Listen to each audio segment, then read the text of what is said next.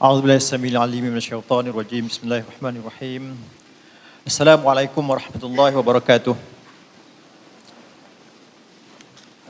Yang berusaha saya bersama Profesor Madya Datuk Arif Perkasa, Dr. Muhammad Asri Zainal Abidin, Mufti Kerajaan Negeri Perlis.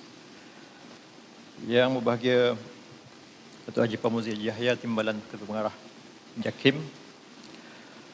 Yang berbahagia Datuk Tan Sri Datuk Seri Syekh Haji Ismail Muhammad, Imam Besar Masjid Negara. Yang berbahagia Tuan Haji Muhammad Ajib Ismail, Pengarah Jabatan Agama Islam Wilayah Persekutuan. Yang berbahagia Datuk Dr. Siddiq Fadil, pembentang pertama sesi kita pada pagi ini. Yang berbahagia Encik Saidi Yaakob, Ketua Pegawai Eksekutif TV Al-Hijrah Corporation, Datuk Latin yang berhormat, tuan-tuan, puan-puan, hadirin dan hadirat yang terkasih sekalian. Alhamdulillah, sudah sampai masa untuk kita berdiskusi dengan satu tajuk berkaitan fiqh taghyir al-munkar, fiqh mengubah kemungkaran. Kita selalu mendengar perkataan fiqh, dan selalunya ia sinonim dengan fiqh mazhab. Fiqh mazhab Syafi'i, mazhab Hanafi, Maliki dan sebagainya. Ya. Jadi di sini untuk kita membincangkan tentang fiqh mengubah kemungkaran. Ya. Rupanya mengubah kemungkaran pun perlukan fiqh juga. Ya. Jadi bersama kita pada pagi ini dua orang ahli panel yang pada perkiraan saya tidak asing lagi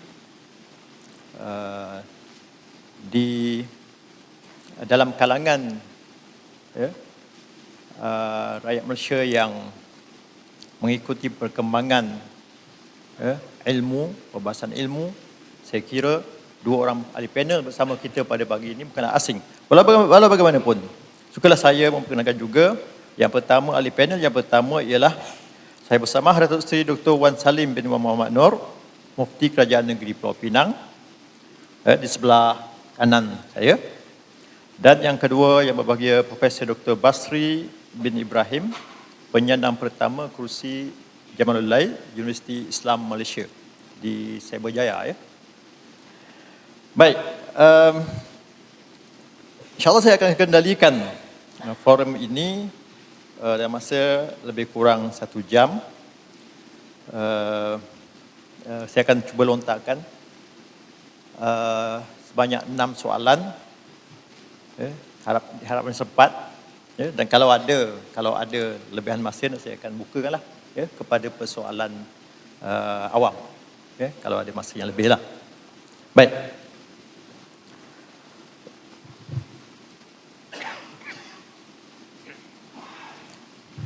Soalan yang pertama yang perlu kita bincang, faham betul-betul dahulu.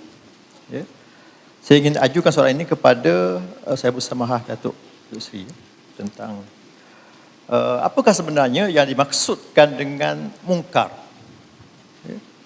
Sebab kali ini kadang-kadang berlaku perbezaan pendapat di antara orang bukan Islam dengan Islam. Kita terpaksa bincang sebab negara kita ada orang bukan Islam juga. Pada mereka, apa mungkar-mungkar ini? Ini hak kami. Bahkan sesama orang Islam pun ada berbeza pendapat. Macam yang saya bersama Mufti sebut tadi kan, ada banyak tutup aurat pun ada khilaf macam mana tu. Jadi harap Datuk boleh beri penjelasan yang jelas dia punya sempadan ataupun dhabit dia mungkar atau tak mungkar. Silakan Datuk.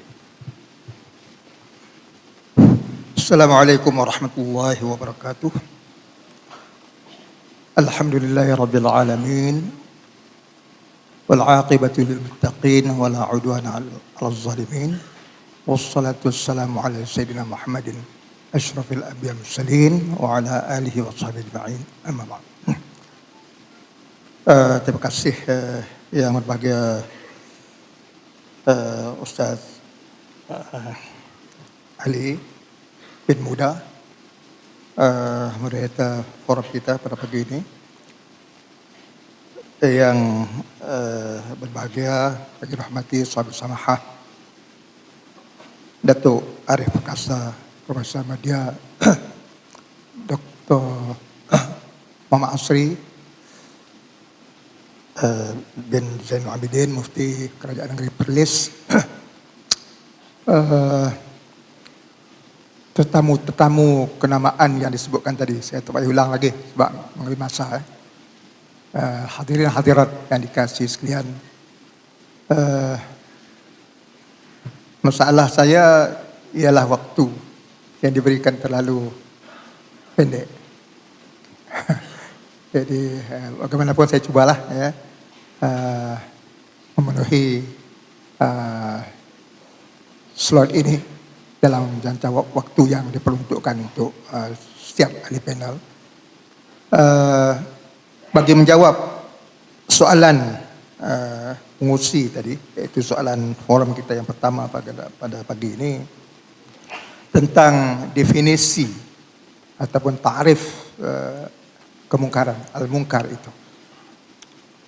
Kita dapati banyak dalam kitab-kitab tafsir, bila kita cuba melihat kepada pandangan mufassirin, ahli tafsir, tentang definisi ataupun ta'rif al-munkar itu. Begitu juga al-muhaddisin bila membicarakan tentang peranan al-amru bil ma'ruf wan nahyu 'anil munkar itu, kita dapati banyak ta'rif atau definisi yang diberikan. Walau bagaimanapun kita tidak dapat menyebutkan kesemuanya. Cuma maksud, apa yang dimaksud dengan kemungkaran atau al-munkar itu lebih kurang sama saja. Sebagai contohnya, kalau kita lihat ta'rif yang diberikan oleh Al-Jassas, Abu Bakar Al-Jassas, seorang ahli tafsir yang terkenal dalam tafsirnya Ahkamul Quran, dia menyatakan bahawa al-munkar huwa ma nahallahu anhu, iaitu apa yang dilarang oleh Allah Subhanahu wa taala. Begitu juga kalau kita lihat dalam tafsir Al-Alusi, pengarangnya Mahmud Syukri Al-Alusi menyatakan al-munkar huwal ma'asi allati ankara syar'u. Kemungkaran ialah perbuatan-perbuatan maksiat atau perkara-perkara maksiat yang ditegah oleh syarak atau yang diingkari oleh syarak. Allati ankara syar'u. Jadi kita boleh simpulkan bahawa ada juga kesimpulan yang dibuat oleh setengah ulama kita yang mengatakan bahawa apa yang dimaksudkan dengan kemungkaran itu ialah ma tahkumul uqulus sahihah bi qubhihi aw yuqabbihuhu asy-syari'u aw yuharrimuhu aw yakrahuhu. Maknanya apa yang diputuskan oleh akal yang waras, akal yang siuman tentang keburukannya, kehuduhannya, qubh. Ya.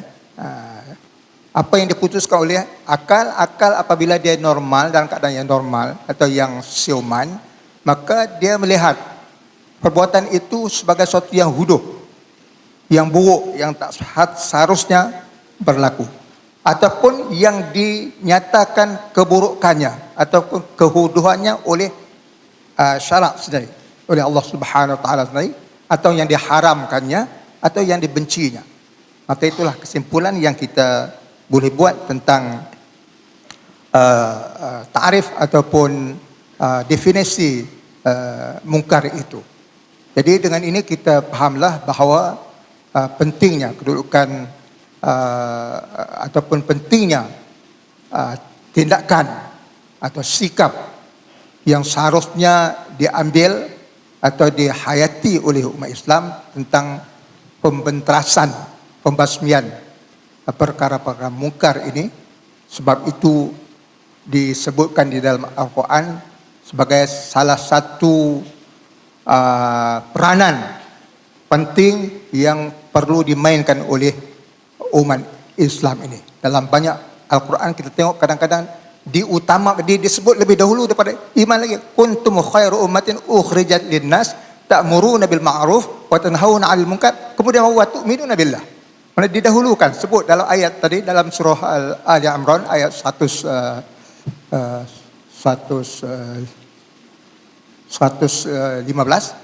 ya, atau 110. Coba lihat saya kurang pasti. Sama ada 110 atau 115 dalam surah. Saya ingat 110 kot.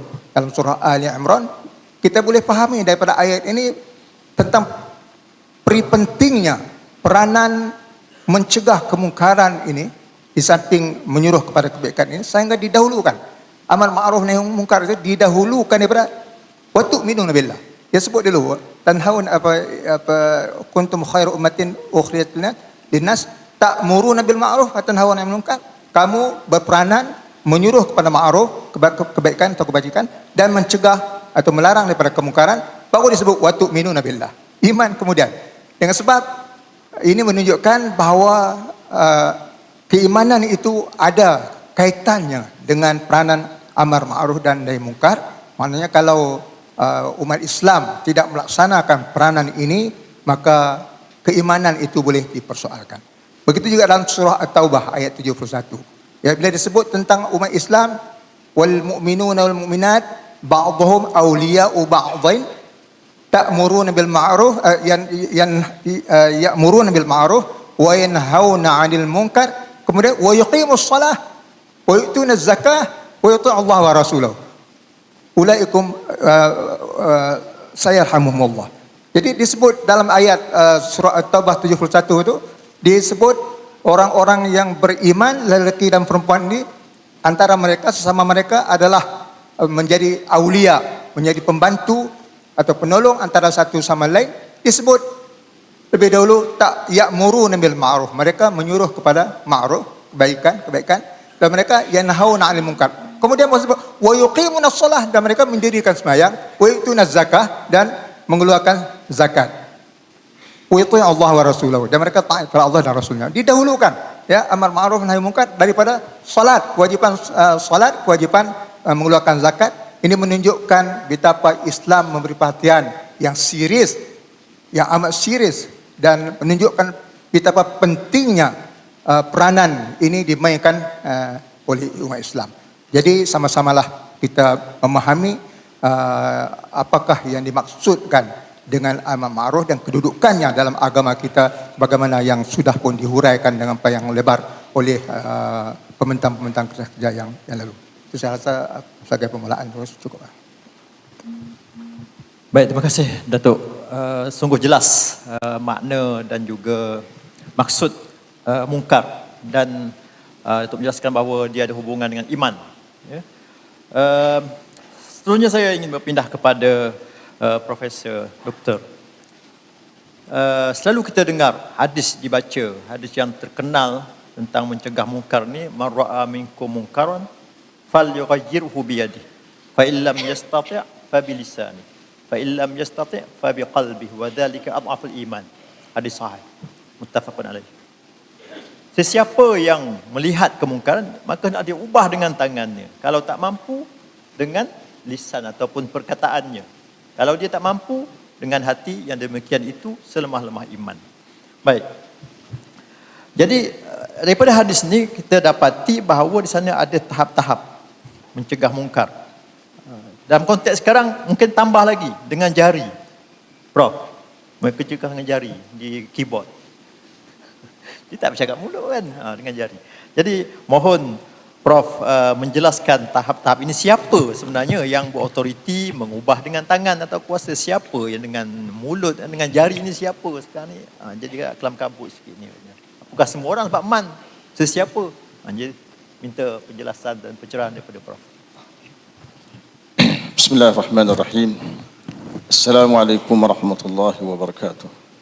Alhamdulillahi rabbil alamin.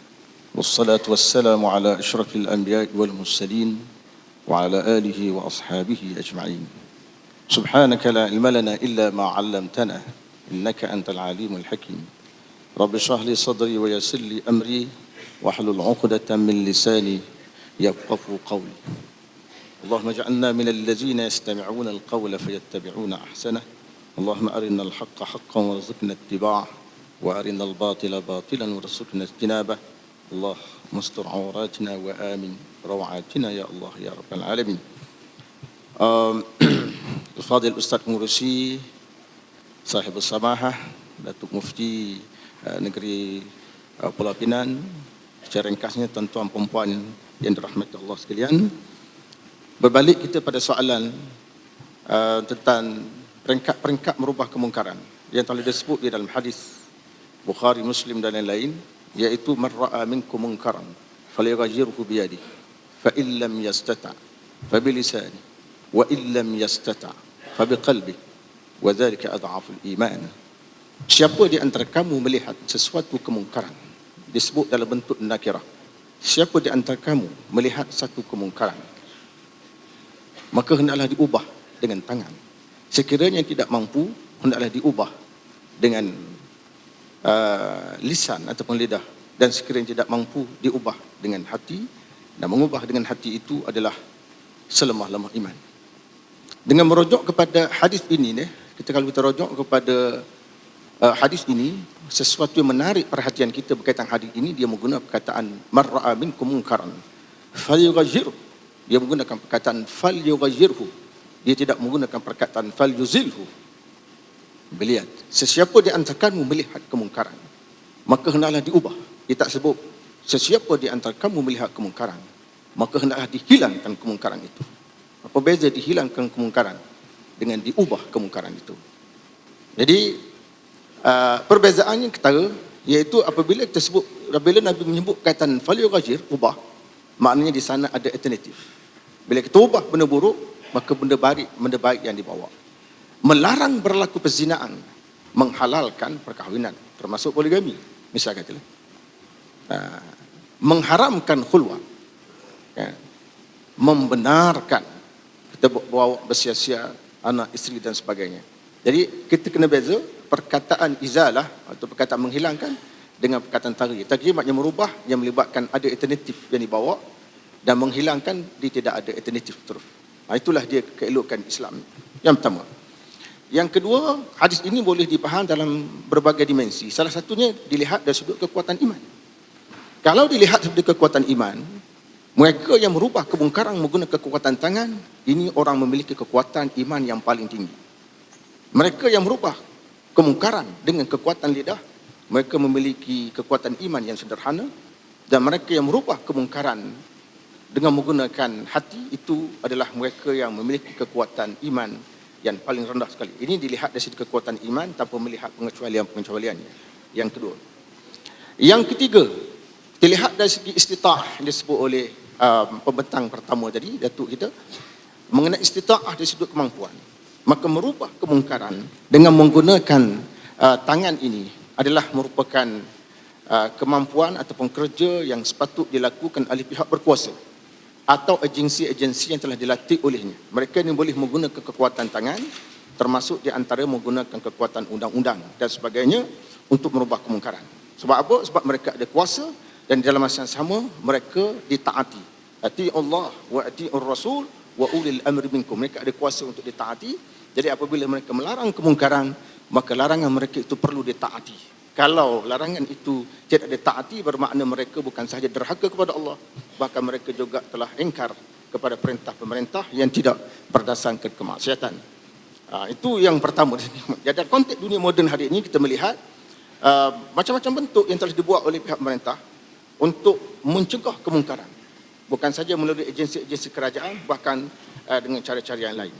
Kemudian seterusnya yang kedua, iaitu merujuk kepada merubah kemungkaran menggunakan kekuatan lidah. Iaitu biasa dilakukan merujuk kepada mereka yang menggelar ulama, cendekiawan. Mereka ada kekuatan ilmu, mereka yang faham, pendakwah-pendakwah. Maka mereka ini boleh menggunakan kekuatan lidah, termasuk menggunakan mimbar, masjid. Dan kalau tuan-tuan rujuk satu buku yang menceritakan tentang perjuangan umat Islam di Afrika Utara menentang penjajah di sana, mereka telah menyifatkan para ulama di sana, tuan-tuan, yang telah menyeru umat Islam berjihad menentang penjajah menggunakan mimbar-mimbar masjid. Dan penggunaan mimbar masjid ini dianggap pada masa itu lebih hebat daripada menggunakan peluru-peluru daripada besi.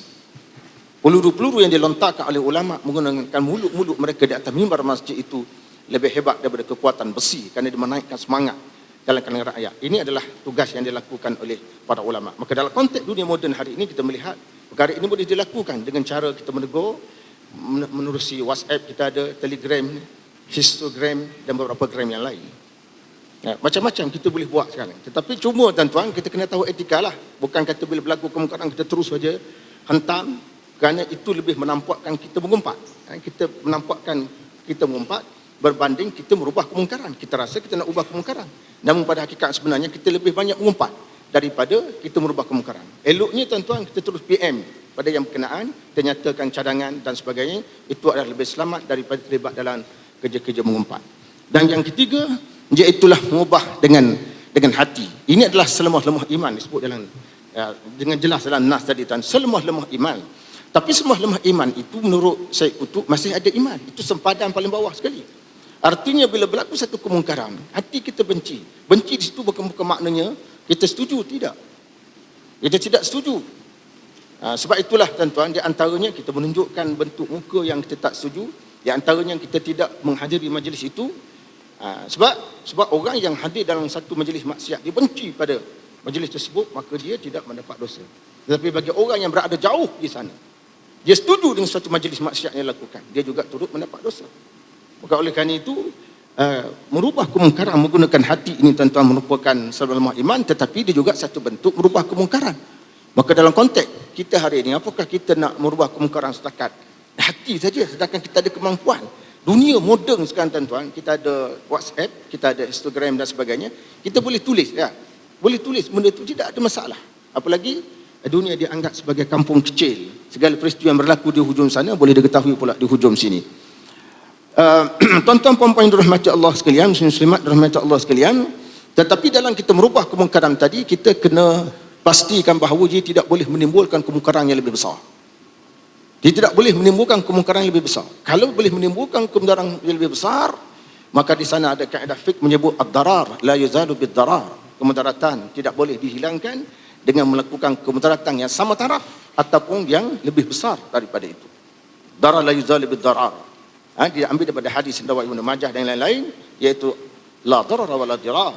Tidak ada kemudaratan di dalam Islam dan tidak boleh memudaratkan orang lain. Namun begitu tuan-tuan, jangan kita faham bila saya sebut 3 kategori tadi, kalau macam tu kekuatan tangan ini pemerintah yang buat, kekuatan lidah ini pendakwah ulama je yang buat, dan kita orang awam ni pakai dalam hati saja. Tidak begitu. Sebab Al-Imam An-Nawawi ketika dia mengulas hadis ini dalam syarah Sahih Muslim, dia tidak mengkategorikan 3 tu, tapi dia sebut secara umum, siapa-siapa. Imam Nawawi menyebut begitu. Jadi dalam konteks seorang bapa, ada ketikanya bapa ni dia mampu menggunakan kekuatan tangan. Ada ketika dia mampu menggunakan kekuatan lidah.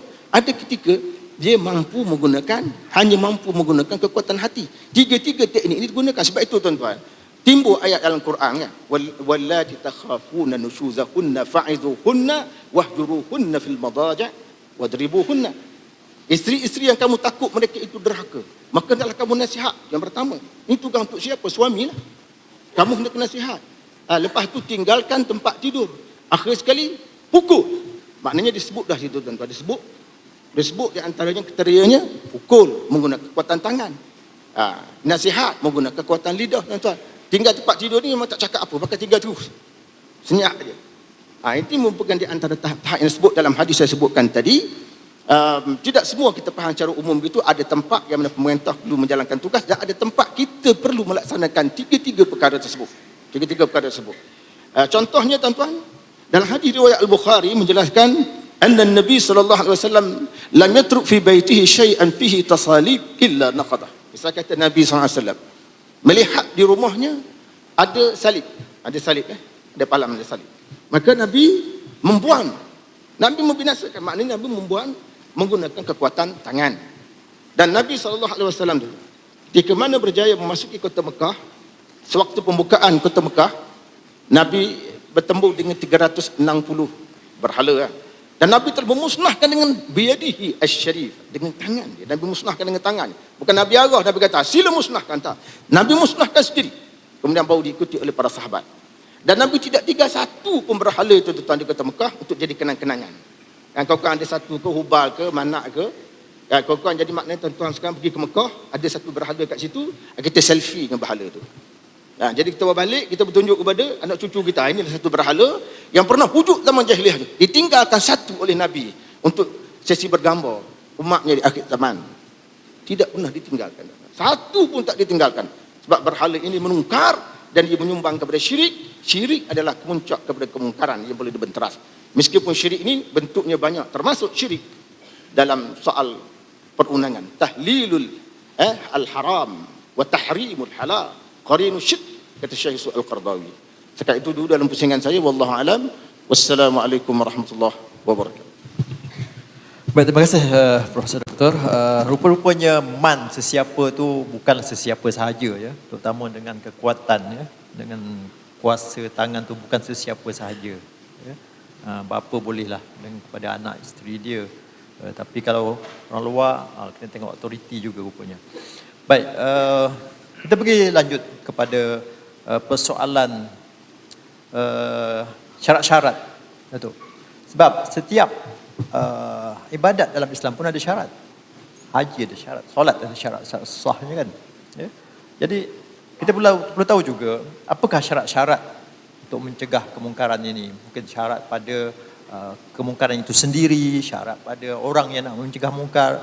Minta untuk beri pencerahan. Terima kasih. Ya, menyuruh pada ma'ruf, kebaikan, dan mencegah atau melarang kemungkaran adalah kewajipan yang wajib dimainkan oleh setiap orang Islam, setiap individu. Dan sebab itu kita lihat Rasulullah sendiri pun dia menunjukkan contoh banyak dalam hadis-hadis Nabi SAW bahawa Rasulullah memainkan peranan untuk menyuruh kepada kebaikan dan mencegah kemungkaran itu. Begitu juga para sahabat, para tabi'in dan as-salafus salih, mereka tidak memandang ringan kepada kemungkaran ini. Sebab itu mereka sentiasa menunaikan peranan ini ataupun kewajipan ini supaya kemungkaran tidak tersebar di dalam masyarakat. Walaupun kemungkaran itu memang tuan-tuan dan puan-puan sekalian, kita tidak boleh elak daripada berlakunya dalam mana-mana masyarakat pun, dan bila-bila pun ada kemungkaran ini. Tapi mesti ada orang yang di kalangan kita untuk yang berperanan untuk mencegah kemungkaran ini dengan apa jua kemampuan yang ada padanya. Sebab itu kita lihat dalam ayat Al-Quran 114 kalau tak silap surah Ali Imran juga menyatakan wal takum minkum ummatun yad'una ilal khair wa ya'muruna bil ma'ruf wa yanhauna 'anil munkar. Dan disebutkan wa ulaika muflihun. Jadi ayat ini mewajibkan sebahagian. Sebab itu dia kata wal takum minkum, dia tak kata wal takunu. Hendaklah kamu semua ya memainkan peranan ini, mencegah kemungkaran ini. Tapi dia kata wal takum minkum, hendaklah ada di kalangan kamu. Kita kena faham tu. Hendaklah ada di kan ummatun, satu kelompok atau satu bahagian dalam masyarakat kita yang memainkan peranan ini. Sebab itu ulama-ulama mengatakan bahawa amar ma'ruf nahi munkar ini fardu kifayah. Dia bukan fardu ain. Kalau fardu ain dia hendaklah wal takunu, hendaklah tiap orang daripada kamu. Tapi dia kata minkum, sebahagian daripada kamu, menunjukkan bahawa peranan ini perlu dimainkan oleh umat Islam masing-masing mengikut kemampuan yang ada yang dimiliki oleh masing-masing. Sebab itu dia kata falyughayyirhu biyadihi tadi disebutkan. Ini orang yang mampu mengubah kemungkaran itu dengan tangannya. Dia ada kuasa. Jadi ahli-ahli tafsir mengatakan mereka kelompok ini ialah golongan pemerintah, iaitu as-sultan, orang yang ada kuasa. Sebab orang ada kuasa dia ada kemudahan-kemudahan. Dia boleh lantik orang, boleh perintahkan polis dan lantikkan ahli hizbah kalau dulu ya, penguasaan dan sebagainya. Maka dia boleh turunkan kuasanya itu kepada golongan-golongan tertentu untuk memainkan peranan mencegah kemungkaran ini. Tapi ini yang kata syaratnya itu ialah al-istita'ah itu, kemampuan itu. Kalau tapi zaman sekarang tuan-tuan kita boleh juga. Saya ingat tiap-tiap orang boleh mainkan peranan ini, ya. Sebab kalau dulu memang begitulah, kita tidak ada kuasa untuk mengubah dengan tangan kita. Tapi tadi disebutkan bahawa kita boleh guna WhatsApp, boleh gunakan Facebook dan sebagainya. Jadi kita gunakan, itu pun bagi saya ialah cuba usaha mengubahkan kemungkaran melalui tangan kita. Umpamanya baru-baru ini tuan-tuan tahu kan di dalam media menyebutkan tentang isu salib itu di Jelutong di Pulau Pinang. Jadi saya menulis dan saya hantar kepada media untuk disiarkan. Jadi saya pikir itu sebahagian daripada peranan saya sebagai mufti untuk berusaha mengubahkan kemungkaran dengan tangan saya, iaitu dengan gunakan handphone saya sendiri atau WhatsApp. Itu. Tapi bagi orang awam itu dikatakan taghyir bil lisan, ini mengubahkan dengan lidah, itu dengan percakapan, ialah para ulama. Dengan sebab kita tak boleh mainkan peranan ini atau menunaikan kewajipan ini secara sembrono saja atau sembarangan saja. Macam disebutkan tadi, kita nak ubah kemungkaran, tapi akhirnya dia berlaku kemungkaran yang lebih besar. Ini adalah belah utara sana, tuan-tuan, ada satu squad, badat dan sebagainya. Dan mereka ini bagi pandangan saya lah, dia tidak betul caranya itu. Sebab penguasaan itu tidak diberikan kepada mereka.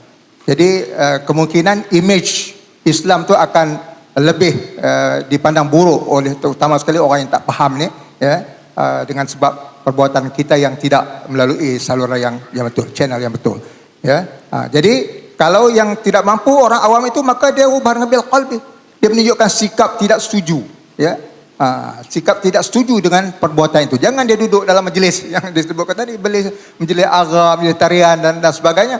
Jadi kita keluar, kita protes secara diam, itu ialah dikatakan oleh ahli-ahli tafsir ialah orang-orang awam. Dengan sebab peranan ini dia perlu kepada ilmu, kepada hikmah, kepada basirah dan sebagainya, jauh pandangan dan sebagainya, supaya kemungkaran itu dapat dihapuskan dan tidak timbul kemungkaran yang lain.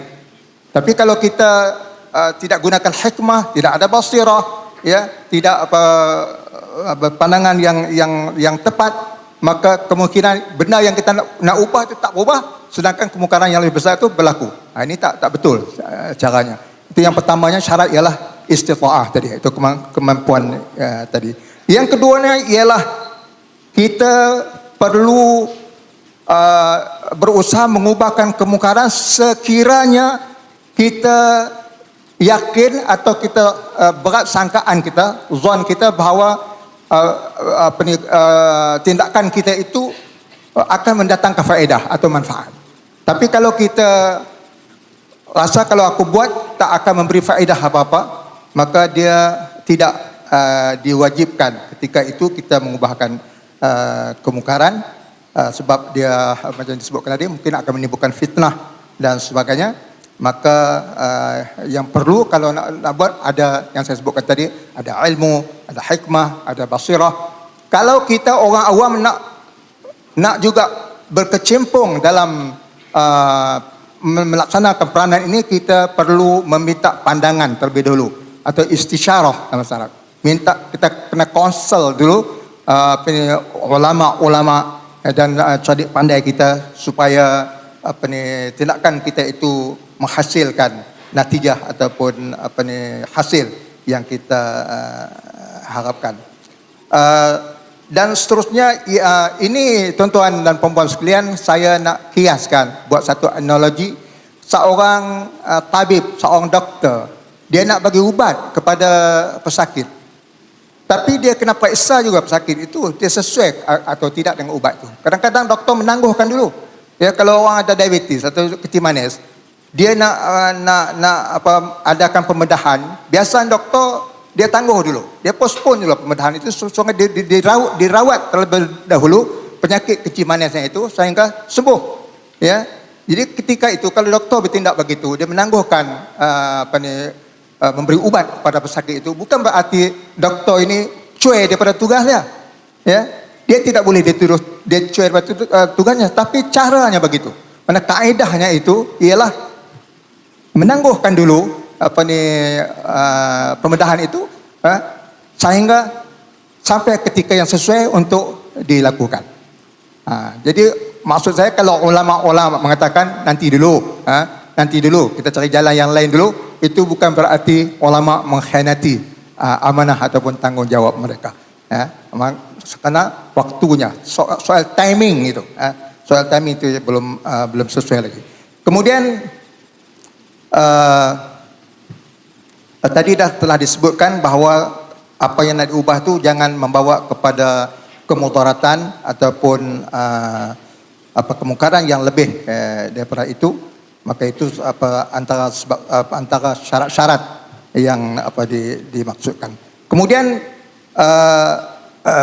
apa lagi yang kita perlu libatkan ataupun kita perlu kaitkan ialah tentang perkara-perkara yang hendak diubah, yang kemungkaran yang nak diubah itu seperti mana telah dijelaskan oleh yang berbahagia Suhaimi Samahad atau Arif Kasah tadi, ialah yang berdasar kepada larangan secara qat'iyat, yang clear cut, ya, mana dia itu memang ijma, memang pada dalam nas terang-terang Al-Quran atau hadis menyatakan itu kemungkaran. Tetapi dalam soal khilafiyat yang dibincangkan tadi, saya setuju dengan apa Datuk Perkasa, bahwa benda ini banyak khilaf juga, ya, banyak juga pandangan ulama yang berbeza-beza. Tetapi secara keseluruhannya boleh kita katakan bahwa benar-benar khilaf ini, kalau kita nak tangani pun ialah melalui saluran yang betul, iaitu kalau benar khilaf ni ada kaedah yang menyebut hukmul hakim yarfa'ul khilaf. Benar khilaf, tapi kalau pihak pemerintah sendiri, pihak yang berkuasa sendiri membuat satu keputusan bahawa kita contohkan merokok ini, ya, dilarang di tempat awam, umpamanya di sekolah, di kantin, di hospital dan sebagainya, maka itulah caranya kita mencegah kemungkaran. Bukan dia individu, bukan kita bawa kapak, bawa beliung dipecahkan tempat-tempat bar ataupun tempat tarian dan sebagainya. Maka pihak kerajaan boleh, ini di dalam istilah agama kita, dalam sejarah agama kita disebut hisbah ini. Hisbah ini walaupun tidak disebutkan perkara itu, kita yakin dia akan memudaratkan masyarakat, ya. Sekiranya kita biar perkara ini disebarkan secara berluasa dalam masyarakat, maka walaupun tidak ada nas di dalam Quran, tidak ada nas yang qat'i, yang putus dalam Quran dan hadis Nabi SAW, malah dia merupakan kemungkaran yang bersifat ijtihadiyat ataupun zaniyat saja. Tetapi kalau itu diputuskan oleh pihak kerajaan, maka kita boleh terima, ayat kena akor kepada keputusan pihak kerajaan itu. Itu antaranya pengusi syarat-syarat yang perlu ada untuk kita mengubahkan memperlahan dan mengubah kemungkaran. Wallahu a'lam. Okay, terima kasih Datuk Suri. Satu penjelasan yang panjang lebar, saya kira. Jadi kita telah berlalu tiga persoalan. Dengan persetujuan ahli panel tadi, kita boleh buka kepada persoalan Dewan. Sekiranya ada, ya, boleh mana-mana ahli peserta untuk mengemukakan soalan berkenaan dengan fiqh taghyir al-munkar ini.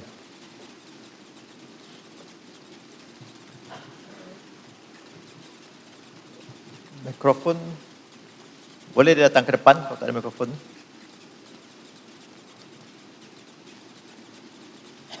Atau seluruh setia untuk sampaikan mikrofon pada peserta yang berminat untuk mengemukakan soalan.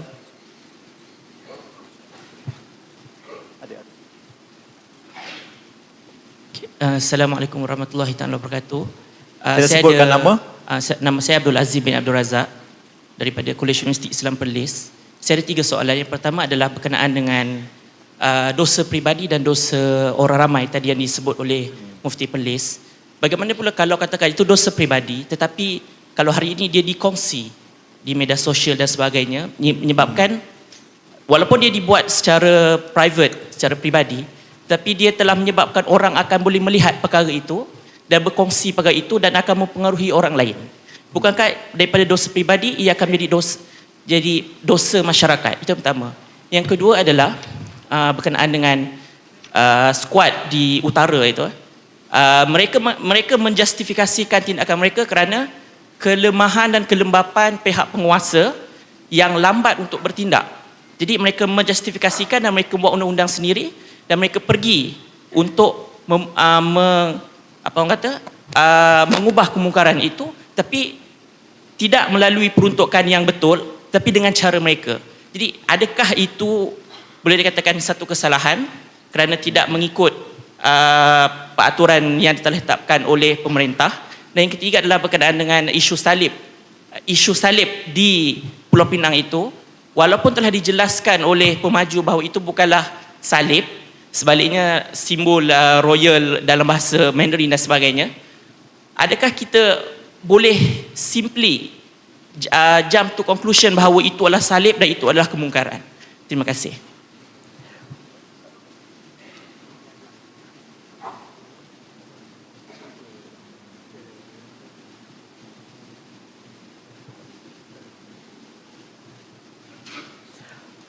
Ada soalan lagi, kita kumpulkan dulu.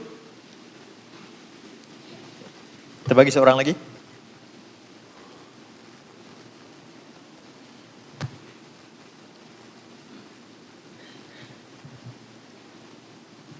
Assalamualaikum warahmatullahi wabarakatuh. Waalaikumsalam. Sebutkan nama tuan. Nama dan dari mana? Saya Datuk Alim Setia Ahmad Yusuf Amin. Okay.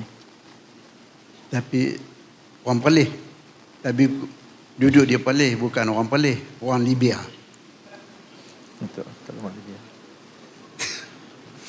Saya nak tanya satu, berhubung dengan dakwah ataupun al-amr bil ma'ruf wa nahy anil munkar ini, dia ada 2 fardu. Fardu kifayah dengan fardu ain. Macam ayat kata wal takum minkum ummatun man ra'a minkum munkaran falyughayyirhu. Itu ada fardu ain. Fardu ain. Maka fardu ain ini kewajipan kepada tiap-tiap muslim laki-laki dan perempuan yang akal balik. Dan satu lagi fardu kifayah. Ini berdasarkan sebagaimana yang sahib samah sebut tadi, wal takum minkum ummatun yad'una ilal khair wa ya'muruna bil ma'ruf wa yanhauna 'anil munkar. Kuntum khairum ummatin ukhrijat lin-nasi ta'muruna bil ma'ruf wa yanhauna 'anil munkar. Mana itu kewajipan fardu ain satu dan fardu kifayah. Kalau fardu kifayah ada, kita tak jalan fardu ain, kita bertanggungjawab di depan Allah. Ataupun kalau kita jalan secara fardu ain tapi fardu kifayah tak ada, juga umat Islam bertanggungjawab di depan Allah. Itu saja penentuan saja. Wabillahi taufiq. Wassalamualaikum. Baik, terima kasih kepada Datuk Ahmad Libya. Bersama kita ada sebenarnya 2 soalan ya, 2 soalan ya. Daripada tapi yang pertama tadi ada 2 soalannya bercabang ya. Yang pertama tentang dosa peribadi yang dikongsi. Bagaimana? Memang asal dosa peribadi tapi dia share pula. Dia ada buat status, public status kat Facebook ke Instagram ke, dia share. Dia bagaimana? Apakah dia kekal peribadi ataupun dah jadi awam? Kemudian tindakan squad, apa nama squad tak pasti, yang bertindak dia bukan dilantik oleh pihak kerajaan. Dia bersama, mungkin dia ada persatuan dia buat sendiri. Bagaimana kedudukannya tu? Dan Datuk tadi berkenaan dengan ada fardu kifayah dan fardu ain dalam mencegah mungkar itu. Mungkin perlu ulasan sikit lah. Ya. Jadi saya persilakan Datuk Seri berkenaan dengan dosa peribadi yang dikongsi itu. Okey, silakan. Terima kasih. Ya, saya itu pandangan Datuk sahabat saya lama lah, Datuk Ahmad Yusof. Kalau kita lihat huraian para ulama kita, memanglah kalau mereka menghuraikan ayat wal takum minkum min ummatun yad'una ila khair itu, mereka katakan bahawa itu adalah menunjukkan ayat itu menunjukkan bahawa tindakan ataupun peranan membantras atau melarang kemungkaran itu adalah fardu kifayah. Tetapi ini juga kita kena faham sifat atau nature fardu ain dan fardu kifayah ini ialah fardu ain kewajipan yang diletakkan oleh agama kita, oleh syariat ke atas setiap individu, tetapi kewajipan itu perlu diambil kira kemampuan istitaah yang kita sebut tadi, ataupun dalam kata-kata lain, dia adakah dia berpotensi untuk melaksanakan tindakan itu ataupun peranan itu. Kita kalau kita nak perluaskan perbincangan ini kepada menuntut ilmu umpamanya, kalau kita lihat menuntut ilmu fardu ain, disebutkan fardu ain itu ialah untuk kita amalkan setiap hari. Setiap individu kena belajar fardu ain ini, belajar macam mana nak semayang, macam mana nak puasa, macam mana nak berzakat, haji dan sebagainya. Dengan sebab itu, sebab dijadikan fardu ain itu ialah kerana setiap orang, setiap individu berkemampuan. Kalau tak mampu dalam keadaan biasa, dia ada pula caranya. Umpamanya kalau kita tak boleh semayang sambil berdiri, dia ada cara yang lain. Kita boleh duduk, mengiring dan seterusnya. Begitu juga kalau kita dalam keadaan tertentu, sakit dan sebagainya, ada rukhsah. Maknanya dalam keadaan macam mana pun, semayang atau solat itu diwajibkan mengikut keadaan masing-masing. Tapi kalau fardu kifayah, dia tidak diwajibkan kepada setiap individu dengan sebab bakat atau potensinya itu tidak diberikan dalam dengan sama kepada setiap orang. Jadi kalau kita nak wajibkan seorang tu belajar engineering, kejuruteraan, tak boleh lah, dengan sebab bukan semua orang yang diberi bakat untuk menjadi jurutera. Begitu juga pada doktor perubatan dan sebagainya. Maka kita boleh faham kalau kita dalam konsep ataupun prinsip ini nak diaplikasikan kepada isu amar ma'ruf dan nahi mungkar itu, ialah kita katakan kalau dia tidak ada potensi untuk melaksanakan peranan ini, sama ada kena kejahilan dia atau kelemahan-kelemahan yang lain, maka dia tetap tidak menjadi fardu ain kepada orang tertentu itu. Tapi kalau dia ada kuasa, maka dia dianggapkan itu sebagai fardu ain, bukan lagi fardu kifayah. Walaupun pada asalnya diwajib kepada masyarakat secara keseluruhannya, tapi kalau ada individu yang ada potensi yang dianugerahkan bakat ataupun kemampuan, maka bagi dia bukan lagi fardu kifayah. Macam diberikan kemampuan kepada orang yang berbakat mempelajari kejuruteraan tadi, bagi dia adalah fardu ain. Sebab dia mewakili kita, sebab dia mengecempongkan diri dalam bidang berkenaan, maka dia mewakili kita untuk gugur, supaya gugurnya dosa itu daripada kita semua. Jadi sebab itulah saya katakan ini adalah bersangkut paut dengan macam mana kita melihat kepada individu tertentu itu, adakah dia ada kemampuan ataupun bakat ataupun tidak ada. Maka itulah dasar kita dalam perkara ini. Saya ingat apa lagi? Ya. Tentang salib sebab dia berlaku di Pulau Pinang ya. Tentang salib ini kita rasa ini masalah telah selesai sebenarnya bagi saya lah di Pulau Pinang apabila pihak SUK, Setiausaha Kerajaan Negeri, pejabat Setiausaha Kerajaan sendiri Kerajaan Negeri sendiri pun telah hubungi pihak pemaju supaya mengubah kedudukan lampu-lampu itu supaya tidak kelihatan seperti salib. Pada asalnya muftilah sayalah yang mencadangkan pada asalnya, tapi secara dirasmikan oleh pihak pejabat SUK dengan menghubungi Ketua Menteri Pulau Pinang. Seterusnya Ketua Menteri mengarahkan kepada pihak pemaju untuk mengubahkan lampu tersebut. Saya kira kita telah melaksanakan peranan kita. Wallahu a'lam. Baik, ada soalan lagi tadi kan berkenaan skuad sukarela yang untuk mencegah mungkar itu, dan juga tentang soalan fardu kifayah dan fardu ain yang mencegah kemungkaran tadi. Saya serahkan kepada Profesor Dr. Bismillahirrahmanirrahim. Alhamdulillah Rabbil Alamin. Wassalatu wassalamu ala asyrafil anbiya wal mursalin wa ala alihi wa sahbihi ajma'in. Amma ba'd. Al-Fadhil Ustaz Pengurusi, saya bersama Datuk Mufti, tuan-tuan perempuan ni rahmat Allah sekalian. Sebelum tu saya nak sambung sikit apa yang disebut oleh Datuk Mufti tadi berkaitan dengan dosa peribadi. Dosa peribadi begitulah pada asalnya. Bila seorang itu melakukan satu dosa peribadi, memang kita tak boleh ganggu kalau dia lakukan di tempat yang tertutup. Tapi dosa peribadi yang telah pun disebarkan dalam internet, dia tidak lagi menjadi dosa peribadi. Orang itu dua kali berdosa. Pertama, dia berdosa kerana Allah Ta'ala kena melakukan maksiat itu.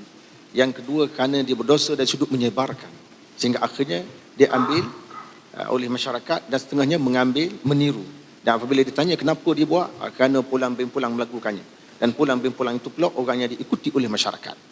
Jadi dua kali dosa. Kalau kita rujuk pada hadis Nabi, Nabi SAW menyatakan ini dalam kategori hadis sahih, kullu ummati mu'afa idal mujahiri, setiap umatku akan dimaafkan oleh Allah pada hari kiamat, kecuali mereka terang-terang melakukan dosa, iaitu mereka yang pada malamnya melakukan dosa, siang harinya mereka sebarkan apa yang mereka lakukan pada orang. Mereka lakukan dosa pada siang harinya, mereka sebarkan pula pada malam. Arti melakukan dosa asalnya peribadi, dosa peribadi, tapi bila disebarkan dari sudut syarak boleh, Allah Ta'ala tidak akan memaafkan dosa orang seperti ini, kerana dia melibatkan masyarakat. Kerosakan lebih teruk yang akan menimpa masyarakat kerana disebarkan dosa seperti itu. Dan adalah tidak dinafikan, tuan-tuan.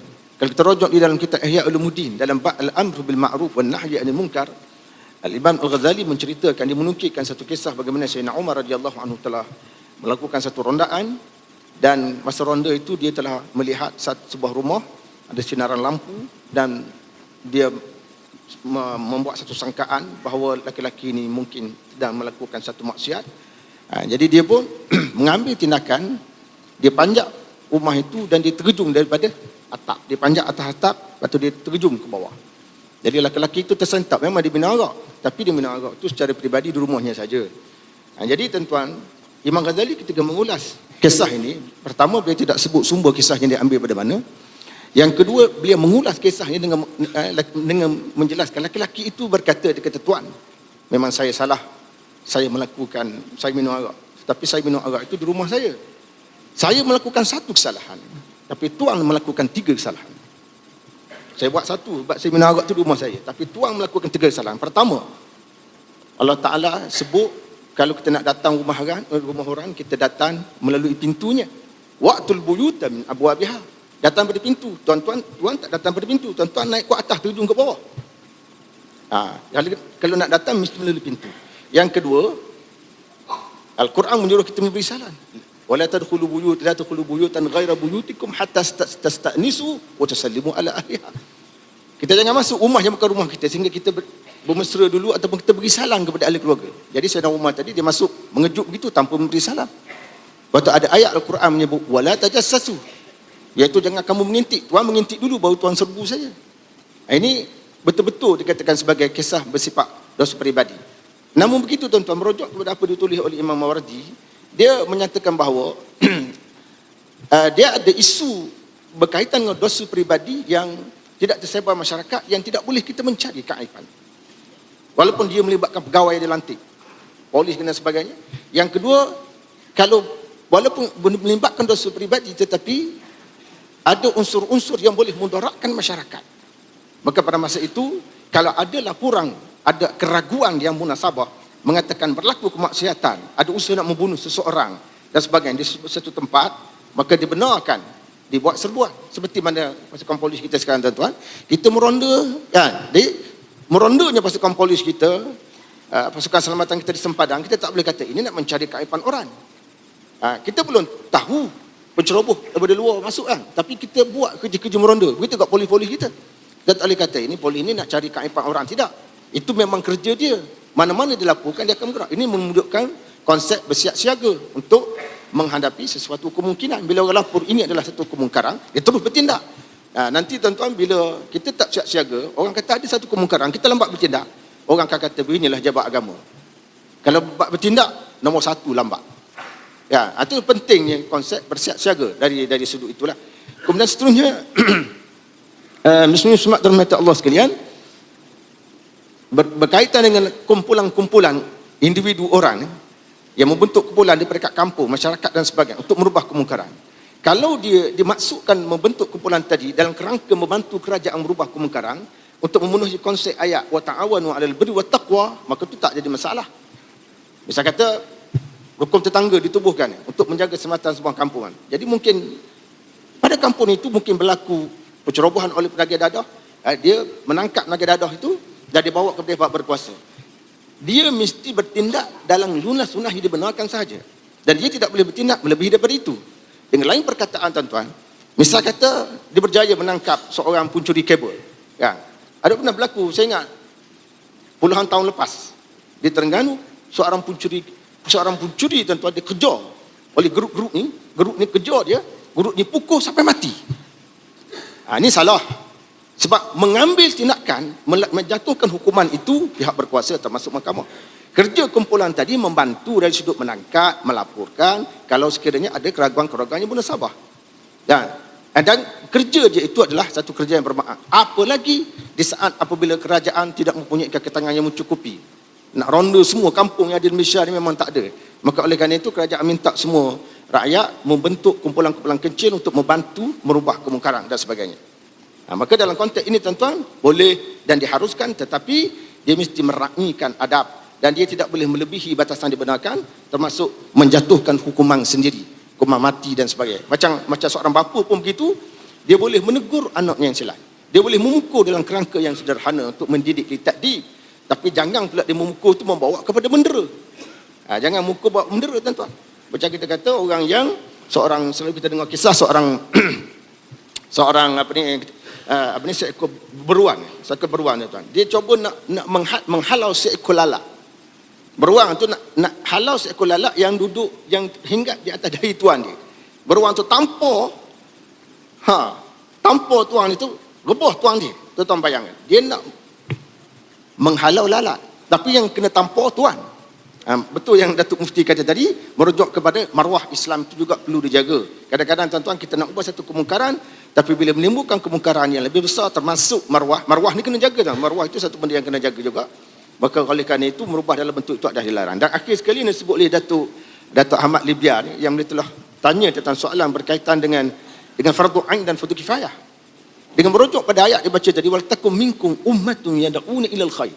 Konsep minkum, wal takum minkum ummah, dimulakan dengan ayat wal takum minkum ummah itu tuan-tuan. Kalau kita rujuk kepada versi tafsiran klasik ataupun tafsiran lama, dia akan merujuk bahawa hendaklah ada di antara kamu satu kumpulan. Dia rujuk begitu, tafsir begitu. Tapi kalau tuan-tuan tengok tafsir-tafsir moden seperti Syekh Qaradawi dalam kitab Malamih al-Mujtama' alladhi nanshuduh, dalam kitab tu dia kata ada dua pentafsiran. Pertama, tafsir secara lama tadi, iaitu hendaklah ada sekumpulan orang yang menyuruh kepada yang kebaikan, menyuruh ma'ruf, mencegah mungkar. Satu lagi, setiap individu mesti bertindak merubah kemungkaran mengikut kemampuan masing-masing. Sebab apa tuan-tuan? Dalam realiti kehidupan kita hari ini memang begitu. Walaupun kita tak mengubah kemungkaran berlaku di khalayak umum, itu kuasa kerajaan, tapi dalam rumah kita tuan-tuan, sebagai seorang ayah, kita ubah. Maka itu juga berlaku fardu ain bagi seorang ayah dalam konteks rumah kita. Benda itu juga berlaku. Cuma ayah tadi tak boleh berperanan dalam ruang lingkup lebih luas di sasaran, kerana itu bukan bidang kuasa dia. Tapi walaupun begitu tuan-tuan, dari sudut nasihat masih boleh dibuat. Dari sudut menegur itu masih boleh dibuat. Dan jadi Qaradawi menggunakan konsep wal takum minkum ummah, dia panggil konsep at-tabi'i, satu lagi dia panggil konsep al-hatmiyah. Konsep at-tabi'i maknanya sebahagian buat, yang lain lepas dosa. Satu lagi, setiap orang mesti menjalankan kerja merubah kemungkaran mengikut kemampuan masing-masing dan bidang kuasa masing-masing. Wallahu a'lam. Baik, nampaknya diskusi semakin hangat apabila kita bukakan kepada Dewan. Tapi tak boleh buka banyak-banyak sangat kan. Saya tak sempat habis soalan saya sendiri ni belakang. Baik, saya nak pergi kepada persoalan soalan yang keempat lah. Prof, boleh sambung tentang cara mengubah kemungkaran ini sebenarnya mesti ada undang-undang dan hukuman ataupun cukup dengan nasihat saja. Ada orang timbulkan persoalan ni. Kalaulah hanya dengan undang-undang, apatah lagi ada yang mengatakan bahawa ada, kalau tak silap Khalifah Osman katakan, innallaha la yaz'u bisultan ma la yaz'u bil Quran. Allah menghalang maksiat kemungkaran itu dengan kuasa, beri kuasa kepada pihak berkuasa, amanah pada pihak berkuasa. Apa yang tidak terhalang hanya dengan pengetahuan pada Quran. Orang dah tahu salah tapi orang buat juga. Okey, itu hujah kata mesti ada kuasa, peraturan yang tegas dan hukuman. Tapi kalau dengan kuasa saja, zaman Nabi dakwah ketika di Makkah, Nabi tak ada kuasa mencegah dengan kekuatan, tak ada pun undang-undang penjara pun tak ada.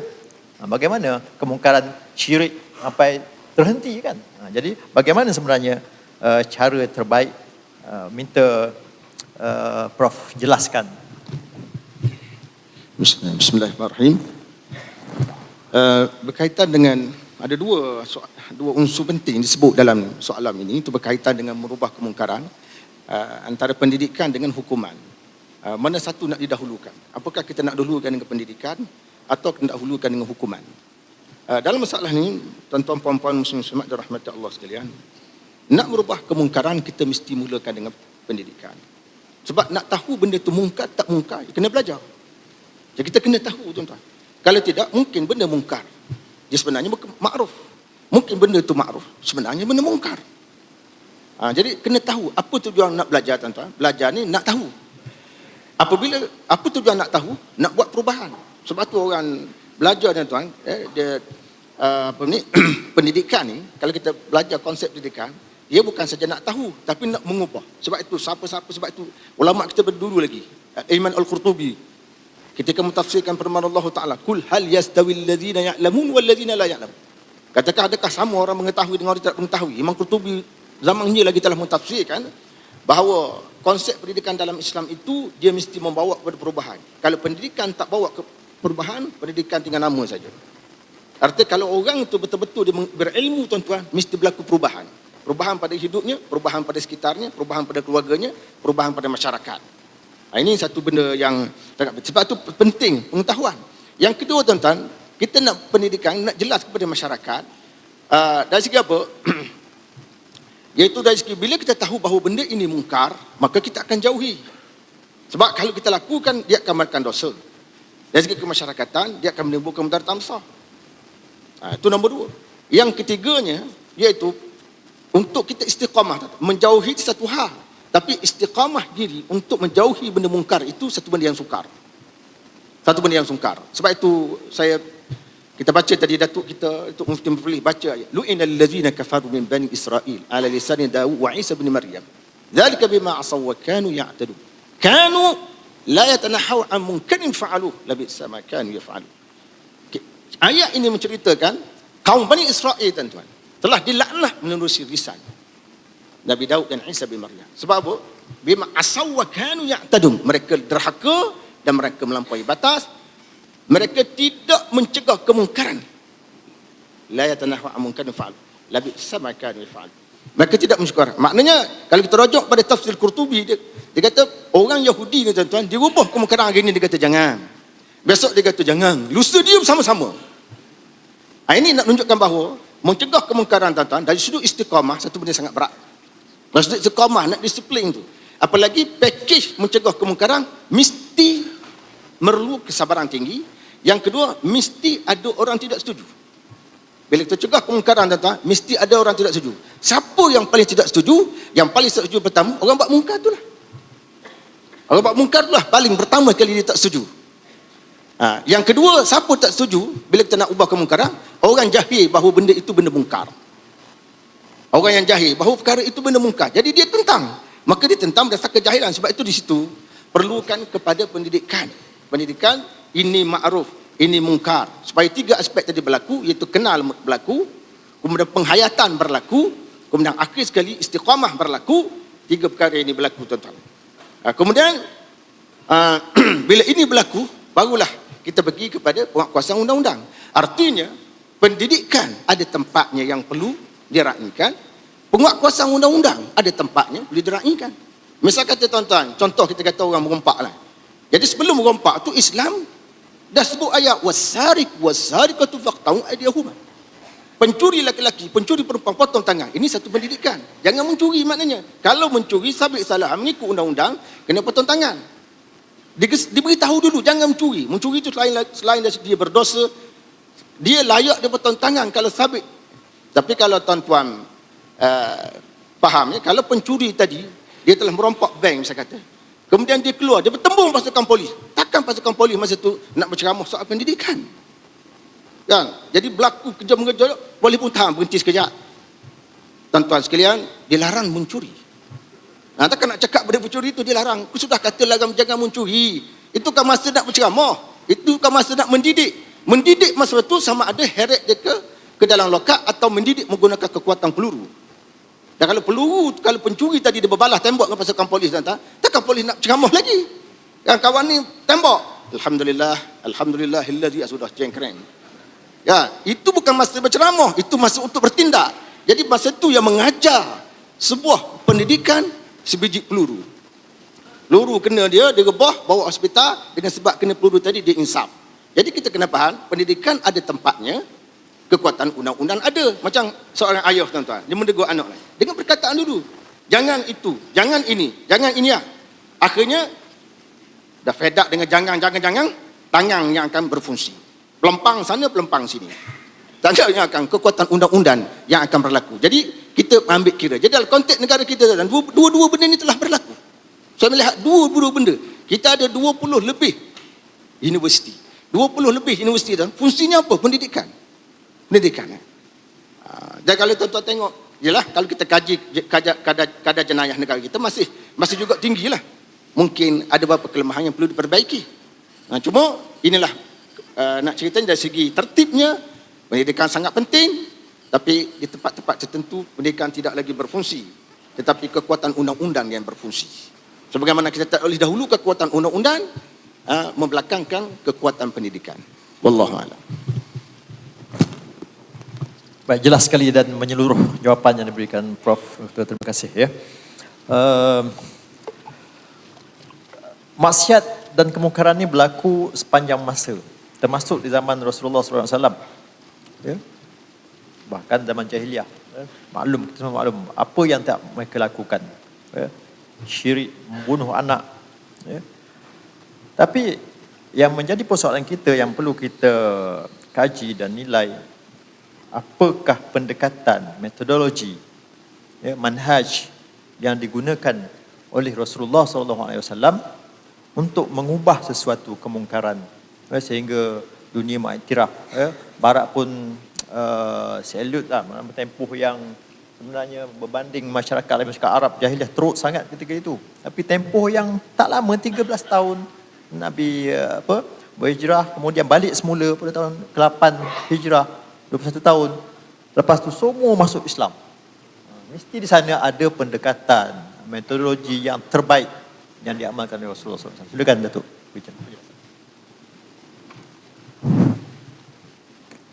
Alhamdulillah, daripada apa yang kita dengar daripada huraian panel seorang lagi iaitu Profesor kita tadi, masalah kita kena ambil kira tempat yang sesuai, masa yang sesuai, tempat disebutkan tadi telah dihuraikan mengenai masa yang sesuai. Kita dinasihatkan supaya bersabar sehingga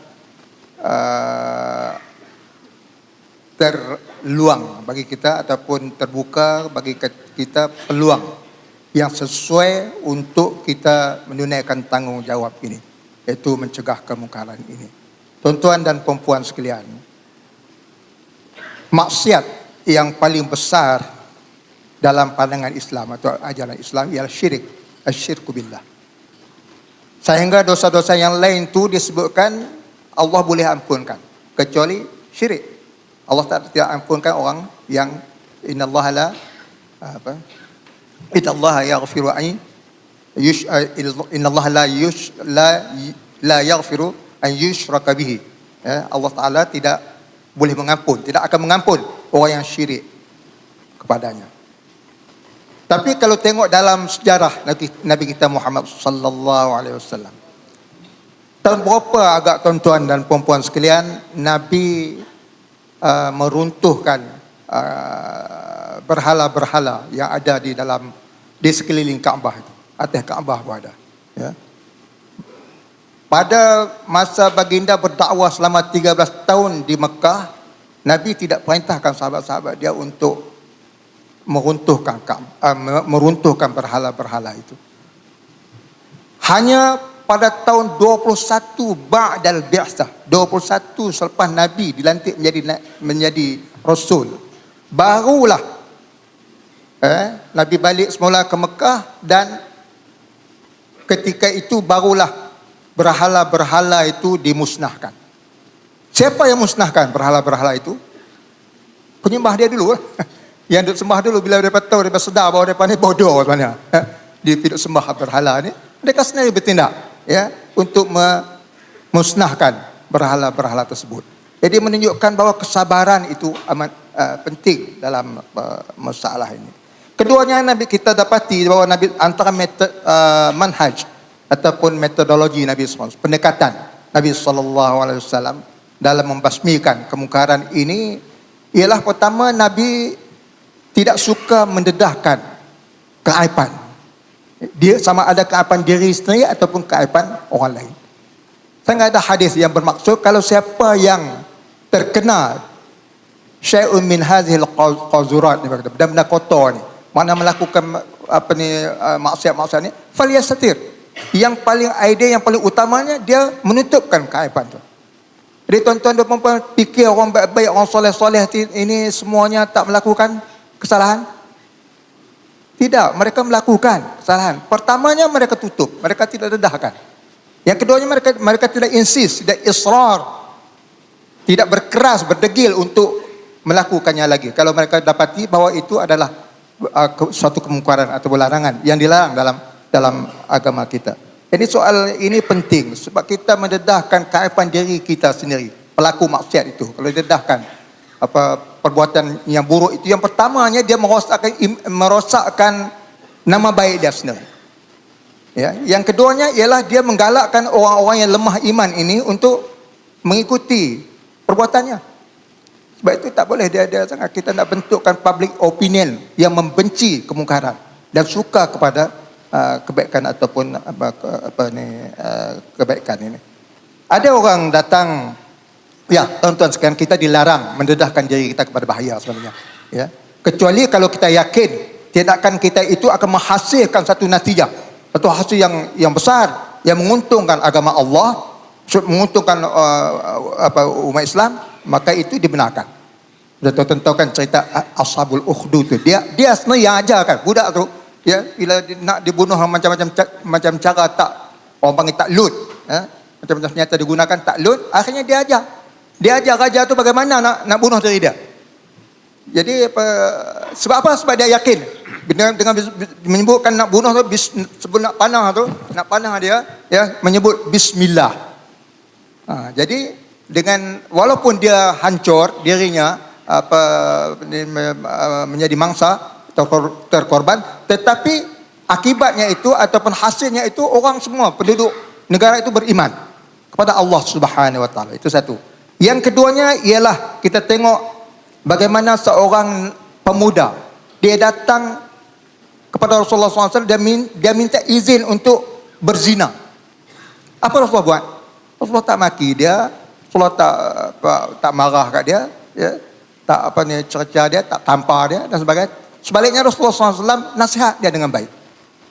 Rasulullah tanya dia, kau suka tak kalau orang buat macam tu kepada mak kau? Oh, tak boleh. Ya. Aku akan jadi ini nanti, ya. Jadi orang panggil pembelaan nanti. Kalau orang buat itu kepada kakak engkau, boleh tak? Suka tak? Tak suka. Kepada adik kau tak suka. Kepada mak saudara kau tak suka. Begitu juga orang lain. Rasulullah nasihatkan dia. Dan orang itu kata, sejak itu aku benci perbuatan zina ni. Tidak ada perbuatan lain yang lebih aku benci pada perbuatan zina setelah Rasulullah menasihatkan dia dengan baik begitu. Itu apa ni yang keduanya. Yang ketiga, kita contohkan ada seorang bernama Muawiyah bin Al-Hakam As-Sulami. Dia sembahyang jemaah bersama Rasulullah SAW. Ada seorang mak Allah bersin. Kita bila orang bersin, kita sunat kata apa? Ya rahmukallah. Kan? Dia sebut dalam sembahyang. Mana boleh? Dalam sembahyang, sahabat-sahabat pakat apa ni, jeling, pakat jegir kat dia. Dia faham lah orang suruh dia berhenti. Tapi lepas pergi salam, dia jumpa Rasulullah panggil dia. Siapa yang cakap tu dia mai? Ya Rasulullah kata, inna hadis salah, semayang ni Rasulullah kata, la yasluhu fiha illa zikrullah, illa tasbih wa takbir wa qiraatul Quran. Allah kata semayang ni, dalam masa semayang ni tak boleh bercakap. La yasluhu syai'un min kalamin nas. Nabi kata, tapi semayang ni hendaklah diisi dengan tasbih, dengan takbir, dengan baca Quran. Jadi itu caranya Rasulullah mengajar sahabat-sahabat dia, kecuali kalau dia tidak cepat-cepat menghukum orang itu. Malah macam dia ceritakan oleh Datuk Perkasa tadi, ya, bahawa orang yang datang mengaku zina di depan Rasulullah pun dia tak suka, dia dedahkan begitu. Ya. Dia peralih sana, mai lagi belah sini, peralih sini berapa kali. Sehingga dia Rasulullah ni buat macam-macam helah supaya dia mengaku bahawa dia sebenarnya tak buat benda tu. Ya. Engkau macam ni kot, engkau macam ni, dia nak bagi mengaku. Tak mengaku juga. Dia tak. Aku buat macam orang suami isteri buat lah, tapi yang aku buat di luar nikah. Kan? Orang yang insist macam tu, dia sendiri nak dibersihkan. Padahal yang Rasul nasihatkan ialah taubah. Kalau kamu buat benda-benda macam ni, hendaklah kamu bertaubat kepada Allah Subhanahu Wa Taala. Insya-Allah kamu tak ulangkan lagi, Allah Taala akan ampunkan dosa kamu. Itu juga Sayyidina Abu Bakar dengan hasil daripada didikan Rasulullah sallallahu alaihi wasallam. Datang kepada seorang laki-laki kepada Sayyidina Abu Bakar masa dia jadi khalifah. Ya Amirul Mukminin, zanaitu. Fatahhirni. Ya, wahai Amirul Mukminin, aku telah melakukan zina. Bersihkan aku. Mana dia minta dijatuhkan hukum hudud ke atas diri dia. Apa Abu Bakar jawab? Abu Bakar kata, sebelum kau datang jumpa aku ni, beritahu aku ni, kau ada cakap kepada orang lain lah. Dia kata, dah. Tuanlah orang yang saya pertama kali beritahu. Sudah. Irja. Watub ilallah. Balik. Bertobat kepada Allah Subhanahu Wa Taala. Itu yang Islam nak. Tapi ada orang yang tak puas hati. Dan lagi tak dikenakan hudud. Ya, dia tak puas hati. Yang tu terpaksa lah dilaksanakan. Sehingga Abu Bakar Umar kata, kalau kau mengaku kali keempat, Rasulullah akan laksanakan hudud. Dia mengaku juga. Begitu cerita saya sedih kalau menitis air mata kalau teringat cerita Imra'ah Ghamidiyah tu kan, daripada kabilah seorang perempuan tu datang mengaku kepada Rasulullah, dia mengandung kerana zina, balik melahirkan anak tu, beranak dulu. Rasulullah tak hantar spy pun, tak hantar polis pergi ikut dia kat mana dia duduk. Kamu tak mai pun tak apalah. Tapi lepas dia beranak, dia bawa mai ni budak tu. Aku dah lahirkan anak. Allah kata, siapa nak menyusu dia? Balik menyusu 2 tahun. Menyusu anak. Dia main lagi. Rasulullah tak tahu dia duduk mana pun. Mana dia insist. Dia berdegil nak dilaksanakan hudud. Sehingga bila direjam, Sayyidina Khalid bin Walid ambil batu besar nak hempuk atas kepala perempuan ni. Rasulullah kata, wahai Khalid, jangan begitu. Perempuan ini telah bertaubat dengan taubat yang sekiranya ditimbang dengan dunia, dengan bumi ini berat. Taubat lagi. Berat taubat dia lagi. Sehingga dia mendapat gelaran Sayyidatul Tawwabin. Penghulu segala orang-orang yang bertaubat. Itulah Islam. Cantik. Ya kan? Kita laksanakan Islam. Bukan dia pakai toy. Dia ada step-step yang tertentu yang perlu kita raikan. Wallahualam. Baik, sebagai kesimpulan saya mohon Prof. Dr. Basri supaya menyimpulkannya antara bahawa di sana ada hadis laulam tusnibu ladhaballah bikum wala ja'ala qauman ghairakum yasnibun wa yastaghfirun fayaghfirullahu lahum atau kama qala. Dengan hadis itu yang mengatakan bahawa kalau manusia tak buat silap, tak berdosa, Allah akan hapuskan manusia ni dan dia akan jadikan makhluk lain untuk buat dosa, minta ampun pada dia dan dia akan ampunkan. Bagaimana kita nak harmonikan hadis itu dengan suruhan mencegah munkar itu? Sila dengan kesimpulan akhir ya. Terima kasih kepada Fadil Ustaz Musi. Berhubung dengan hadis ini, mungkin setengah pihak dia salah faham tentang hadis ini, iaitu hadis riwayat Muslim.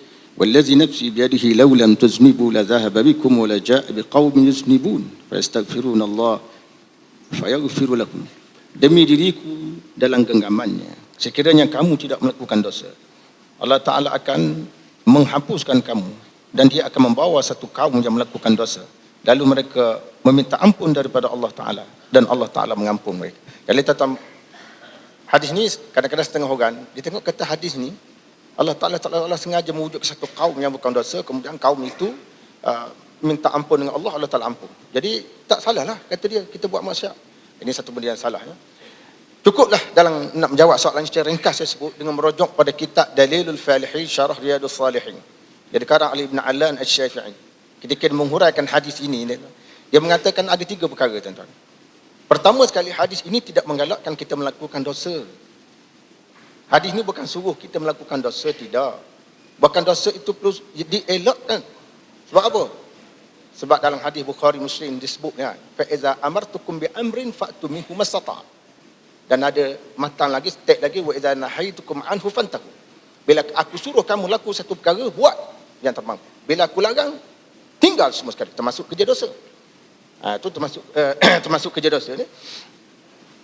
Jadi dosa perlu dijauhi. Pertama. Yang kedua, dalam hadis ini Nur Ibn Alam dia kata membicarakan tentang para sahabat Nabi. Para sahabat Nabi ini takutnya mereka kepada dosa tuan-tuan, sehingga ada yang mahu sentiasa beribadah. Ada yang tidak mahu kahwin dan ada yang tidak mahu tidur malam. Dan ada yang cuba minta izin untuk lari ke puncak-puncak bukit untuk beribadah. Kerana takutnya kepada dosa, kerana dosa itu menyumbang kepada azab Allah, masuk neraka. Jadi mereka takut tuan-tuan. Jaga oleh kerana itu, takutan mereka luar biasa ni timbul hadis ni, kalau tengok dalam konteks hadis ni. Yang ketiga, hadis ini menceritakan urusan pentadbiran Allah Ta'ala. Iaitu Allah Ta'ala telah menetapkan pada qada, pada azalinya, akan ada di antara hamba yang melakukan kemaksiatan, lalu hamba itu mohon pertolongan, Allah Ta'ala ampunkan. Bagi menzahirkan sifat pengampun Allah Ta'ala. Kalau tak ada orang buat dosa, kita nak kenal pengampunan Allah Ta'ala tu macam mana?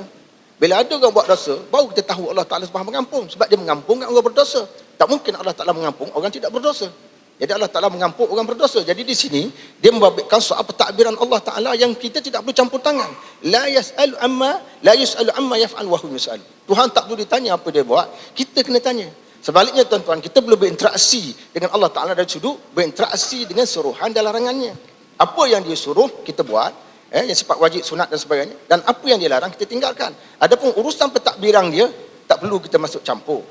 Urusan qada dan qadar dia tak perlu masuk campur. Ini dia menceritakan gini. Jadi kita tak boleh kesimpulan, tak boleh jadi alasan, oh hadis ini ada, jadi kita boleh buat maksiat, tidak.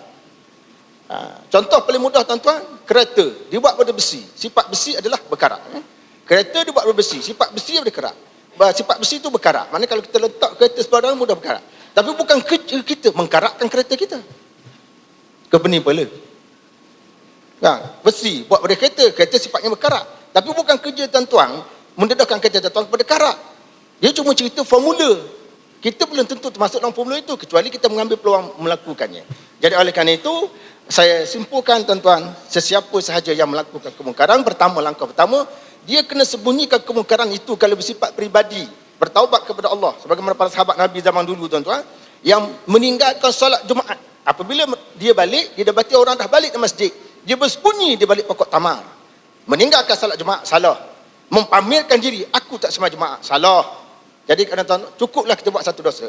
Kemudian yang kedua, dalam sebahagian kitab fiqh mazhab Syafi'i menyebut, seandainya seorang individu bertemu dengan satu pasangan sedang berzina tuan-tuan, maka individu tadi tidak boleh membocorkan pada orang ramai, beritahu pada umum, pulang ambil siap ambil gambar selfie dengan orang berzina tu, tak boleh. Sunat dia menasihati pasangan tadi berkahwin Dan dia sunat menyembunyikan keaiban pasangan tadi daripada diketahui oleh umum. Sebab dia, kenapa dalam kes ini tidak cukup syarat untuk dibawa kepada pengadilan. Dan akhir sekali tuan-tuan dan makcik sekalian, iaitu yang membabitkan awam. Maka di sini tertakluk pada 3 perkara tadi, kekuatan tangan, kekuatan lidah dan juga kekuatan hati. Wallahu a'lam. Baik, terima kasih kepada Prof. Dr. Basri di atas jawapan soalan akhir tadi dan juga kesimpulan yang diberikan. Saya kira persoalan yang saya lontarkan dan juga daripada floor tadi cukup merangkumi diskusi setiap sudut yang kita mahukan, insya-Allah. Mudah-mudahan ia memberi ilmu dan pencerahan kepada kita semua dan mudah-mudahan kita mendapat kefahaman yang lebih jelas selepas ini.